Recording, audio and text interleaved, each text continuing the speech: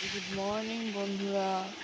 সকাল সকাল আমি রান্নাঘরে চলে এসেছি মাছের ঝোল রান্না করার জন্য। তোমাদের দাদা জানো তো রোজ রোজ বাজারে যেতে পারে না, ওই জন্য একদিন একটু বেশি করে মাছ এনে রাখে, আমি সেগুলো ভেজে রাখি। মাছগুলো ভেজে রাখলে ডিপ ফ্রিজে রেখে দিলে আমার রান্না করতে সুবিধা হয়। সেই মাছ ভাজার পর্বই চলছে। আজকে মাছ ভাজা হবে, এরপর একটু দই করবো আজকে। হ্যাঁ, তো দই করবো আর ভাত করবো। তোমাদের দাদা খুব একটা সবজি পছন্দ করে না। এই যে তোমাদের দাদার টিফিন রেডি, দই রুই আর ভাত। আর আমার মেয়ের মামা দুষ্টুমি দেখো।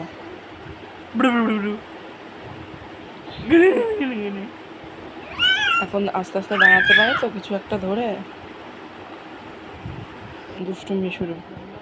দুষ্টুমি করে হাঁপিয়ে গিয়ে ঘুমিয়ে পড়েছিল, তারপর ঘুম থেকে উঠেছে।